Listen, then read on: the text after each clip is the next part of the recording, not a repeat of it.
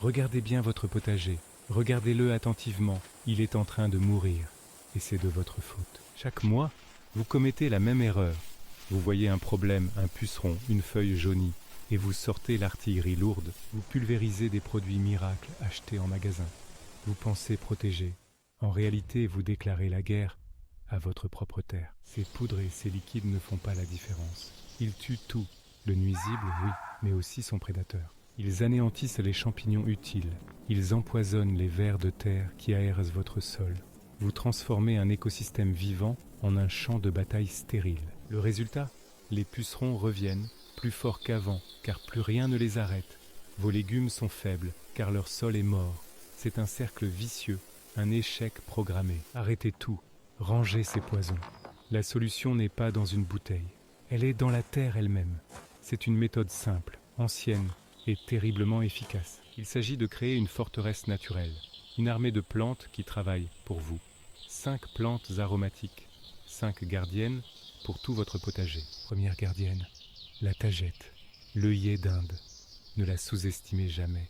Ce n'est pas une simple fleur, c'est le soldat de première ligne de votre sol. Ses racines libèrent une substance qui tue les nématodes, ces vers microscopiques qui dévorent les racines de vos tomates et de vos carottes. Son odeur puissante repousse les aleurodes, la mouche de la carotte. Où la placer ? Partout, en bordure de chaque parcelle, entre chaque plant de tomates, entre vos rangs de carottes. Ne laissez aucun espace sans défense.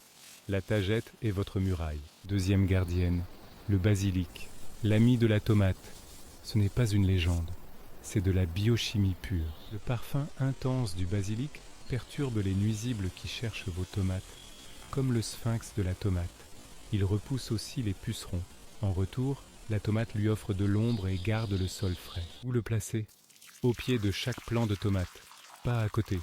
Au pied, leurs racines doivent presque se toucher.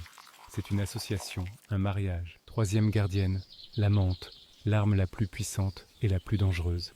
À manipuler avec une extrême précaution. Son odeur forte est un répulsif absolu pour les fourmis qui élèvent avec les pucerons. Elle éloigne les altices de vos choux et de vos radis. Elle déroute la pierride du chou. Mais la menthe est une envahisseuse. Ne la plantez jamais en pleine terre. Jamais. Elle conquérera votre potager en une saison. Où la placer ? En pot. Un grand pot en terre cuite que vous enterrez aux 3/4 près de vos choux. La barrière du pot contiendra ses racines.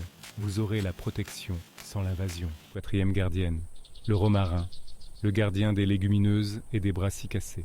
Robuste, fiable, persistant. Son parfum de pin et de camphre est insupportable pour la mouche de la carotte et la pierride du chou. Il protège également vos haricots contre la chrysomèle du haricot. Où le placer ? En bordure des parcelles de choux, de brocolis, de haricots et de carottes. Plantez-en un buisson à chaque coin. Ils monteront la garde, année après année. Cinquième et dernière gardienne, la lavande, l'allié de la biodiversité. Belle, parfumée et mortelle pour les indésirables. Son parfum est connu pour repousser les mites et les pucerons, mais son rôle le plus important est d'attirer les pollinisateurs. Abeilles, cirfes, papillons.